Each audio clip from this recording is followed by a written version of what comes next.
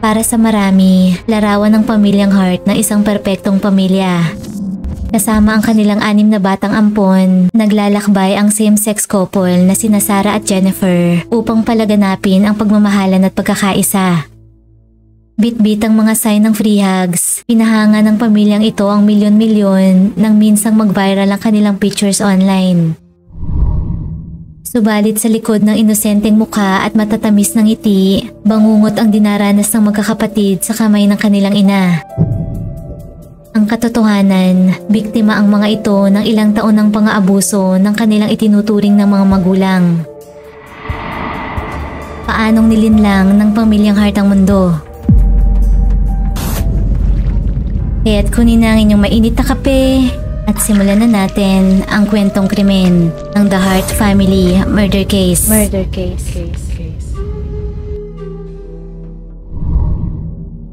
Taong 1999 nang magsimula ang istorya ni na Jennifer Hart at Sarah Gengler nang mag-cross ang landas ng dalawa habang nag-aaral sa Northern State University sa South Dakota. Kapwa nag-major ang mga ito ng elementary education kung saan nag-focus si Sarah sa special education. Mula sa pagkakaibigan, nauwi ang samahan ni na Sarah at Jennifer sa isang seryosong romantic relationship. Nang mga panahong yun, hindi pa gaanong tanggap ng publiko ang same-sex couple, kaya naman inilihim ng dalawa ang kanilang pag-iibigan. Nang makagraduate si Sarah noong 2002, nagdesisyon si Jennifer na umalis na rin sa university. Kasabay nito, ipinaalam na rin ng dalawa sa mga malalapit sa kanila ang kanilang relasyon.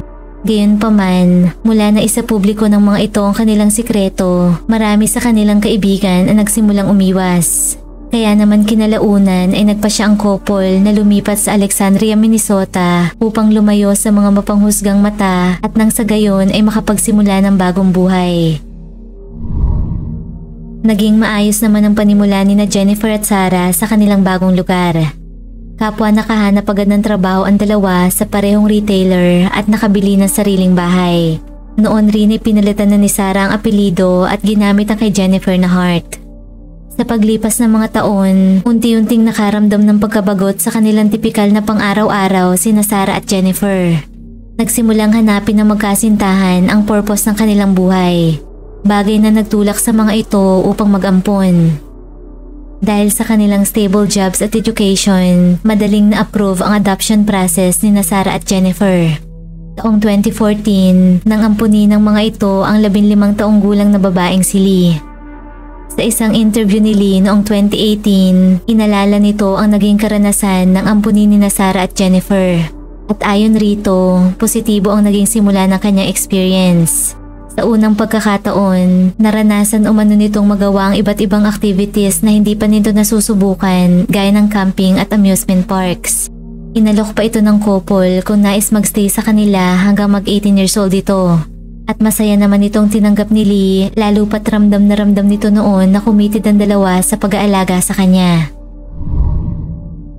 Isang araw, napagdesisyon na ni na Sarah at Jennifer na dagdagan ng kanilang pamilya. Nais ng mga itong mag-ampun pa ng 3 karagdagang bata. Excited na ipinaalam ng mga ito kay Lee ang plano at pinag-usapan ang magiging role nito bilang big sister ng kanyang mga magiging kapatid. Ipinakita rin ng mga ito kay Lee ang pictures ng mga batang aampunin na mula umano Texas. Subalit 1 linggo na lamang bago dumating ang 3 kapatid, dinala ni na Sarah at Jennifer si Lee sa isang therapy appointment. At maya-maya pa, dumating na ang bagong foster parents nito. Noon ay hindi mawari ni Lee kung ano ang nangyayari. Lumalabas na inabandona na pala ito ni na Sarah at Jennifer at ibinigay sa ibang pamilya. Nalaman rin ito na una nang ipinadala ng dalawa ang lahat ng kanyang gamit sa kanyang bagong lilipatan. Labis ang gulat at trauma ni Lee nang unti-unting mapagtanto na basta na lamang ito itinaboy ng dalawa dahil mayroon ng papalit sa kanya. Sa interview, itinanggi ni Lee ang alegasyon ni na Sarah at Jennifer na suicidal ito at kumakain ng tira-tirang pagkain mula sa basurahan. Mga bagay na ipinagkakalat ng dalawa sa kanilang mga kaibigan at katrabaho, kaya naman umano isinoli ng mga ito si Lee. Noong November 2006, na-finalize na ang adoption ng magkakapatid na sina Marquis, 8 years old, Hannah, 4 years old at Abigail, 2 years old. At mula sa pagiging foster parents, naging adoptive mothers na ang dalawa. Nangangahulugan na legal nang inampon ng mga ito ang mga bata, kaya naman hawak na ng mga ito ang buong parental rights at responsibilities sa mga ito. Nang mga panahong yun, nagtatrabaho pa rin si Sarah bilang department store manager habang si Jennifer naman ang tumayong stay-at-home mom. Sa puntong yun, doon na unti-unting napuna ng kapamilya at kaibigan ang parenting style ni Sarah at Jennifer. Sa tuwing bibisita ang mga ito sa tahanan ng Hart family, ramdam ng mga ito ang nakakabinging katahimikan. Wala umanong imik ang mga bata at hindi nakikipag-usap sa mga bisita. Isa rin sa mga kamag-anak ang nakapansin ng istriktong pagdidisiplina ni Jennifer. Kapag may ginawa umanong mga bata na hindi nito nagustuhan, mapaparusahan ng mga ito. Bilang punishment sa pagsuway, hindi nito bibigyan ng pagkain ng bata. At kapag may nang-question umano kay Jennifer sa paraan nito ng pagpapasunod sa mga anak, automatic ay hindi na niya ito kailanman papansinin. Sa kabila ng mga nakakabahalang senyalis na ito, nagpatuloy ang paglaki ng pamilyang Hart. Noong 2008, muli na namang nag-ampon ng karagdagang bata ang mga ito. Isa na namang set ng magkakapatid. Sina Devonte, 5 years old, Jeremiah, 4 years old at Shera, 3 years old. Sa pagkakataong yun, bahagyang nahirapan ng mga ito sa pinagdaanang proseso bago opisyal na maampon ng tatlo. Noon ay naalis ang kustudiya ng tatlong bata mula sa kanilang biological parents dahil sa paggamit ng mga ito ng bawal na gamot at kapabayaan. Kaya naman mariing ipinaglaban ng tita ng mga ito na si Priscilla Celestine na makuha ang kustudiya ng tatlo. Mayroon itong stable job, walang criminal record at lumipat pa sa isang mas malaking bahay para lamang maalagaan ng maayos ang mga pamangkin. Sa loob ng 6 months, maganda ang takbo ng lahat sa ilalim ng pangangalaga ni Priscilla. Bagamat isang malaking pagkakamali ang nagawa nito na labis nitong pinagsisihan kinalaunan. Isang araw, tinawagan si Priscilla sa kanyang trabaho para sa extra shift. Dahil walang mag-aalaga sa mga bata, pinakiusapan nito ang biological mother ng mga ito upang siya na lamang magbantay. Subalit sa hindi inaasahan, biglang bumisita ang isang social worker upang i-check ang kalagayan ng mga bata. At nadatnan nito roon ang nanay ng mga ito. Dahil sa nangyari, agad na inalis kay Priscilla ang kustudiya ng mga pamangkin. Ginawa nito ang lahat upang bawiin ang mga bata, subalit nabigo ito. Sa huli, napapunta ang magkakapatid sa pamilyang Hart. Noong 2008, mas lalo pang lumitaw ang red flags ng parenting style ni Sarah at Jennifer. Habang nasa klase, napuna ng teacher ni Hannah ang mga pasa sa braso nito. Nang tanungin, walang pag-aalinlangang inamin ng paslit na hinampas ito ng sinturon ng kanyang nanay na si Jennifer. Sa kabila ng pagbubulgar ni Hannah, mariing tinanggihan ng dalawa ang alegasyon nito at sinabing nakuha lamang nito ang pasa sa paglalaro. Kaya naman walang anumang kasong naisampa sa mga ito. Hindi nagtagal, matapos ang insidenteng yun, inalis na ng mga ito ang lahat ng bata sa eskwelahan upang i-homeschool at tuluyan ang i-isolate sa mundo. Noong 2009, ikinasal sina Sarah at Jennifer sa Connecticut kung saan legal ang same-sex marriage. Noon ay naisipan na naman ng mga itong dagdagan ng kanilang lumalaking pamilya, ngunit hindi sa pamamagitan ng pag-aampon. Sa isang email mula kay Jennifer para sa kanyang pamilya, excited nitong ini-announce na nagpaplano na silang mag-anak ni Sarah sa pamamagitan ng donor. Gayunpaman, makalipas ang 4 na buwan, muli itong nag-email upang ihatid naman ang masamang balita na hindi naging successful ang kanilang pagbubuntis. Kung titingnan, tila committed ang mag-asawang Jennifer at Sarah sa pag-aalaga ng kanilang malaking pamilya. Subalit ang ipinagtataka ng ilan, paano na-a-afford ng young couple ang 6 na anak, dagdag pa ang gasto sa vitro fertilization na hindi basta-basta ang halaga. Kung tutuusin, isa lamang sa kanila ang may trabaho. Lumalabas na nakakakuha ang mga ito ng financial benefits mula sa kanilang 6 na ampon. Kada isa sa mga bata ay tumatanggap ng $400 to $500 kada buwan plus additional social security benefits para sa dalawang lalaki. Sa madaling salita, malaking bahagi ng kita ng pamilyang Hart ay nagmula sa mga bata kaya naman duda ng ilan pera ang nagtulak kina Sarah at Jennifer upang mag-ampon. Samantala, noong 2010, muling lumitaw ang senyalis ng pang-aabuso at kapabayaan ng mag-asawang Hart nang magsumbong si Abigail sa kanyang teacher tungkol sa iniinda nitong injury sa likod at tiyan. Ipinaliwanag nito na pinurusahan siya ng magulang dahil umano sa pagnanakaw ng pera. Ayon kay Abigail, bilang punishment, inilubog ng mga ito sa malamig na tubig ang kanyang ulo habang siya ay pinapalo.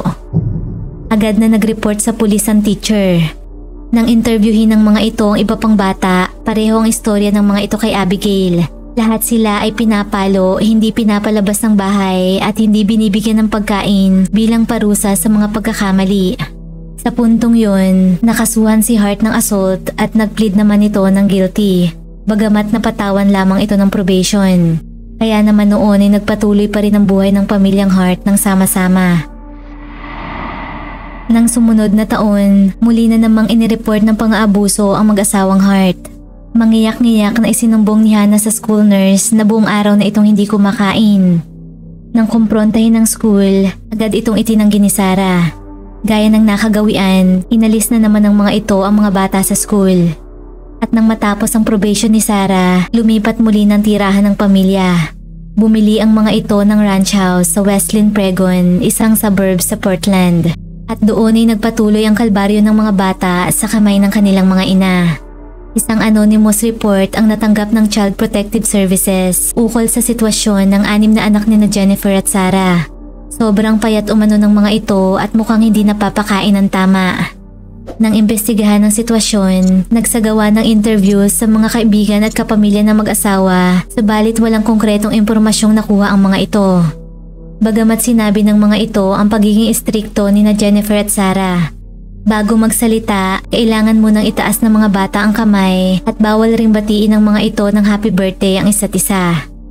Sa kabila ng mga nakakabahalang aligasyon kina Jennifer at Sarah, sa huli ay walang nakuhang ebidensya ng pang-aabusong otoridad.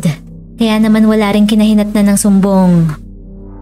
Nang mga panahong yon, panay naman ang post ni Jennifer sa social media ng masayang imahe ng kanyang pamilya. Puno ang Facebook page nito ng mga nakangiting picture ng 6 na bata kasama silang mag-asawa sa mga music festival at iba pang road trips. Sa isang post noong 2013, makikita sa video ang maaliwalas na mukha ni Devonte kasama ang iba pang mga kapatid habang masayang ine-enjoy ang festival. Malayong malayo sa inilalarawan ng mga sumbong ng pang-aabuso. Samantala, sa isa pang post noong 2014, nakuha naman sa isang protesta ng Black Lives Matter sa Portland, naka-feature muli si Devonte, bit-bit ang isang free hug sign. Marami ang naantig sa madamdaming larawan nito habang yakap ang isang pulis. Nag-viral ang picture na ito dahilan upang makuha ng pamilyang Hart ang atensyon ng publiko. Matapos ito, isa na namang video ni Devonte ang nag-viral kaya kapang isang bata. Noon ay nagpaabot ng pasasalamat si Jennifer sa filmmaker na kumuha ng video at sinabi kung gaano kaimportante para kay Devonte ang quote-unquote raw human love na yon. Ang Free Hugs campaign umano ng kanilang pamilya ay ang paraan ng mga ito upang palaganapin ang love and kindness. Subalit ang lingid sa kaalaman ng lahat, props lamang ang tingin ni Sarah at Jennifer kay Devonte, gayon din sa 5 pang bata. Ang emotional performances ni Devonte na nakikita ng mga tao ay sobrang kabaliktaran ng nangyayari sa pribadong buhay ng magkakapatid. Ang katotohanan, walang pagmamahal sa kanilang tahanan. Tanging manipulation at abuse ang nararanasan ng mga ito sa kamay ng kanilang itinuturing na magulang. Sa kabila ng biglaang kasikatan ng pamilyang Hart dahil sa mga viral post, tila hindi naman ito nagustuhan ng mag-asawa dahil sa mga natatanggap umanong death threats. Bagamat walang anumang magpapatunay ng sinasabi nitong pagbabanta, ginamit ng mag-asawa ang rason na yon upang hindi makalkal ang kanilang issue. Para umiwas, itinigil nito ang pagpopost sa social media. Taong 2017, muli na namang lumipat ng tirahan ng Hart family sa isa namang remote home sa Woodland, Washington upang higit na dumistansya sa mga kapitbahay gayon rin sa otoridad. Isolated ang bagong tahanan ng mga ito. Malayo sa kabayanan at hindi basta-basta mararating. Ayon sa pinakamalapit na kapitbahay ng pamilyang Hart, sina Bruce at Dana DeKalb, halos hindi lumalabas ang mga ito. Gayunpaman, nabuhay muli ang Facebook page ni Jennifer. Panay post na naman ito ng masasayang banding ng kanilang pamilya sa kanilang bagong tirahan sa countryside. Subalit gaya ng dati, palabas lamang ang lahat. Patuloy na inaabuso ng mag-asawa ang 6 na magkakapatid. Habang tumatagal, palala ito ng palala. At habang tumatanda ang mga bata, mas nagiging desidido ang mga itong makawala. August 2017, madaling araw, sa desperasyon ng 14 years old na si Hannah na makatakas, tumalon ito sa bintana ng ikalawang palapag ng kanilang bahay at nagkukumahog na tumakbo sa kanilang kapitbahay. Gutom na gutom ito. Nagmamakaawa ito ng pagkain kina Dana at Bruce. Isinumbong nito ang mga magulang sa pang-aabuso at tinawag na racist. Humiling si Hannah sa mag-asawa na huwag itong ibabalik sa kanilang tahanan. Ngunit maya-maya pa, kumakatok na sa pintuan si Jennifer. Nagawa nitong bawiin si Hannah. Gaya ng parating ginagawa, ipinaliwanag nito sa kapitbahay na naghahanap lamang ng atensyon ng bata. Nang sumunod na oras, nagbigay ng isang apology letter si Hannah sa mag-asawang Bruce at Dana. Naglalaman ito ng paumanhin at pagbawi sa kanyang mga sinabi. Gayunpaman, duda na noon ang mag-asawa na kay Hannah ito galing. Masyadong mature para sa edad nito ang mga salitang ginamit sa sulat. Ayaw man masangkot sa issue ng pamilyang Hart, hindi naman kinaya ng konsyensya ng ama ni Dana na hayaan na lamang ang lahat. Tumawag na ito sa 911. I'm going to give you the address of my daughter's house because it's right next door. Okay, what's going on there? The other night, a little girl jumped out of the second-story window on the roof and then down onto the ground and ran to my daughter, and this is like 2 in the morning, begging them to help her. And when they came looking for her, she was begging my daughter not to let them know she was there. And then eventually my son-in-law let them know. And then she had all 4 of the kids come back later and to say everything was okay, and they were all standing at attention like they were just scared to death. And I think there's something very serious going on there. I'm very concerned for these kids. Subalit sa kabila ng warning, hindi rin ito nagawa ng aksyon ng otoridad. Nang mga sumunod na buwan, ang 12 years old na si Devonte naman ang lumapit sa kanilang kapitbahay na Dana at Bruce upang humingi ng pagkain. Nag-request ito ng ilang specific foods gaya ng peanut butter, prutas at cured meat. May instruction rin ito sa mag-asawa na kung maaari ay itago ang mga pagkain sa itinuro nitong spot malapit sa kanilang property upang hindi umano makita ng kanyang mga ina. Inamin rin ni Devonte sa mga ito na totoo ang lahat ng sinabi sa kanila ni Hannah. Noon ay kinontak naman ng mag-asawang Dana at Bruce ang Child Protective Services. Ilang beses pinuntahan ng mga ito ang property ng pamilya subalit hindi nila ito mahagilap. Noong March 24, 2018, tuluyan ng tumakas ang pamilyang Hart sakay ng GMC Yukon. Nagbiyahe ang mga ito sa Oregon patungo sa California. Nang araw na yon, nag-text si Sarah sa isang katrabaho na may sakit ito at hindi makakapasok. Subalit ng ilang araw na at wala pa rin ito, naalarma na ang co-workers nito kaya naman nag-request na ang mga ito ng welfare check sa pamilya. Subalit sa puntong yon, huli na ang lahat. Noong March 26, isang German tourist ang nakakita sa isang nakabaliktad na truck sa paanan ng 100-foot na bangin. Nang silipin ang sasakyan, dali-dali itong tumawag sa mga pulis. Tanging ang katawan lamang ng mag-asawang Jennifer at Sarah ang nasa loob. Ang 3 bata, sina Marquis, Abigail at Jeremiah, ay pawang inanod palabas ng sasakyan patungo sa dagat.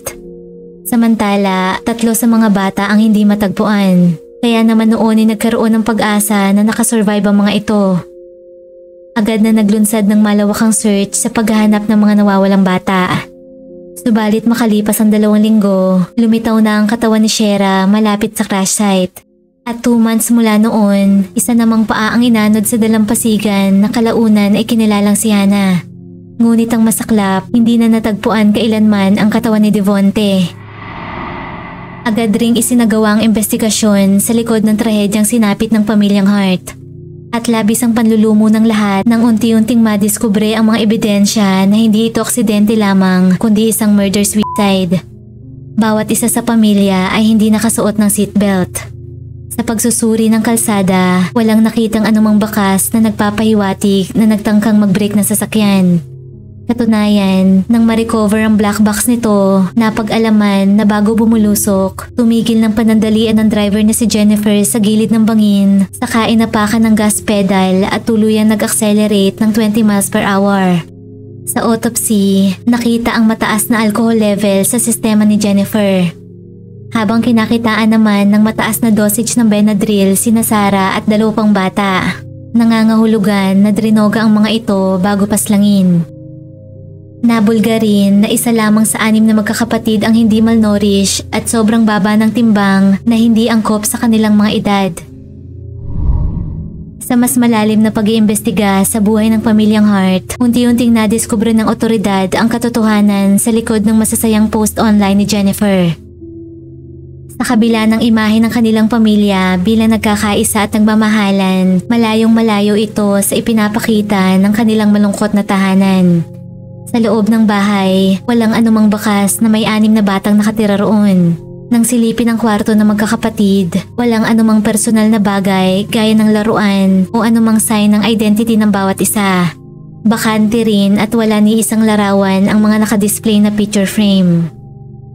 Samantala, nang kalkalin naman ang internet search history ni Sarah, natuklasan ng mga ito ang nakakakilabot na kalagayan ng isip nito ilang araw bago ang krimen.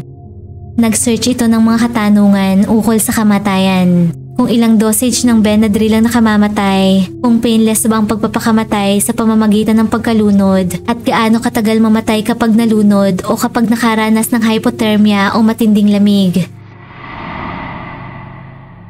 Pawang kasinungalingan lamang at pagpapanggap ang lifestyle na ipinapasilip sa social media ni Jennifer. Malinaw na ang realidad ay makikita sa sitwasyon ng kanilang tahanan na puno ng pangungontrol, pang-aabuso at kapabayaan. Sa loob ng maraming taon, dinanas ng 6 na magkakapatid ang emotional, mental at physical harm. Nang unti-unting gumuho ang mundo ni na Jennifer at Sarah, bago pa man tuluyang mabulgar ang kanilang mga kalokohan, pinili ng mga itong wakasan ng kanilang buhay at isama ang mga bata upang maiwasan ang mga parusang kanilang kakaharapin. At ang pinakamasaklap, hindi lamang namatay ang mga ito kundi pa ulit-ulit pang binigo ng sistema na inaasahang poprotekta sa kanila. Sa kabila ng harap-harapang red flags, pagrereklamo at investigasyon, hindi na aksyonan ng mabilis ang kanilang mga panaghoy.